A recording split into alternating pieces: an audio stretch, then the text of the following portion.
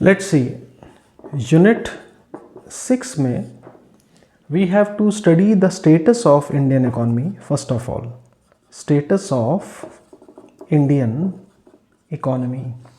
अब एक टाइमलाइन बना लेते हैं कि कैसे हमें इंडियन इकोनॉमी का स्टेटस को स्टडी करना है डिफरेंट एरियाज़ के अंदर. Now for example, 1947 is that year when we got independence. तो ये एक हमारा बाइफर्केशन लाइन हो गया. तो एक एरिया हो गया बिफोर 1947, यानी 1947 से पहले हमारे इंडियन इकोनॉमी की क्या पोजीशन थी, एंड आफ्टर 1947 उसके बाद क्या पोजीशन थी. अब इस दिन जब हमें, जिस साल हमें आज़ादी मिली है, उससे आप कह लीजिए कि 15 अगस्त 1947 से कुछ समय पहले तक हम कहते हैं on the eve of independence. तो अगर कहा जाए कि what is the status of Indian economy on the eve of independence, जब हमें इंडिपेंडेंस मिली तब क्या पोजीशन थी, उससे पहले क्या पोजीशन थी, इसके बाद में क्या पोजीशन है. तो 3 पॉइंट्स तो यही हो गए हमारे पास टाइमलाइन में. The timeline, the time before 1947 is called colonial era, या हम इसे कह सकते हैं इस समय ब्रिटिशर्स रूल था. हम इसे कॉलोनियल इकोनॉमी भी कह सकते हैं. इकोनॉमी, क्वेश्चन आता है what are the features of colonial economy in context with Indian economy. तो ये एरिया कैसे था. देन आफ्टर 1947, एक तो हो गया ऑन द ईव ऑफ, जब हमें इंडिपेंडेंस मिली तब हमारी पोजीशन क्या थी. देन 1947 में जब हमें आज़ादी मिली और उसके बाद से लेकर फॉर एग्जांपल 1990 तक, ये एक और फेज़ हो गया. ये वो फेज़ था जब हम स्ट्रगल कर रहे थे, हमने डेवलपमेंट स्टार्ट करी, और इसके अंदर 5 ईयर प्लान्स हमने डिस्कस करने हैं थोड़े से. 1991 इसके बाद एक फेज़ आता है 1991, जो कि बहुत ज़्यादा इम्पॉर्टेंट फेज़ है. And beyond 1991, this is a year जहाँ पर आया IPR 1991, इंडस्ट्रियल पॉलिसी रेजोल्यूशन. तो कुछ ऐसा चेंज आया 1991 में. तो देखा जाए इंडियन इकोनॉमी को स्टडी करने का टाइमलाइन है ये. On the eve of independence era, उससे पहले कॉलोनियल ईरा यानी कॉलोनियल इकोनॉमी है.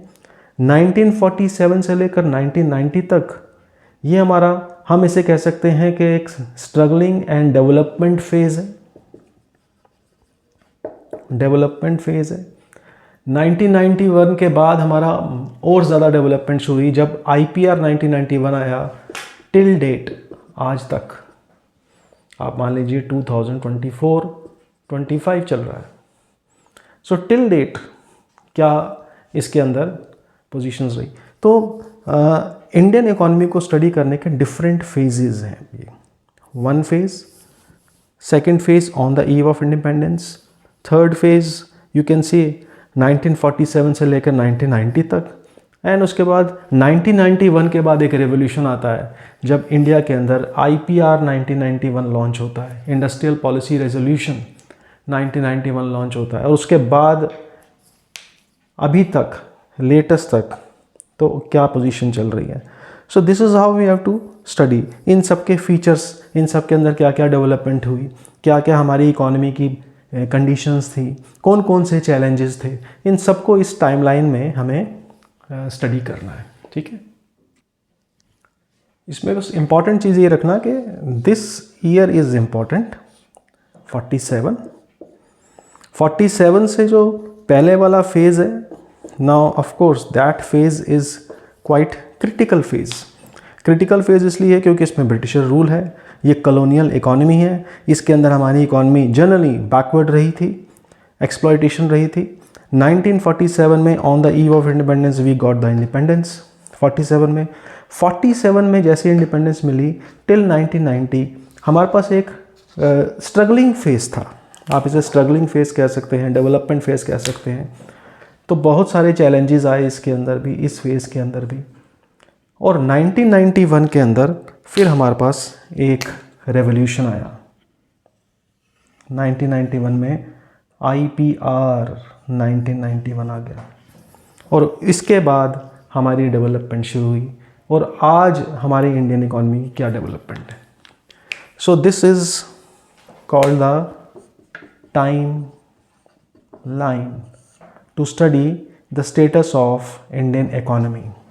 अब इस पे क्वेश्चंस कैसे आते हैं, लेट्स सी, लेट्स स्टार्ट।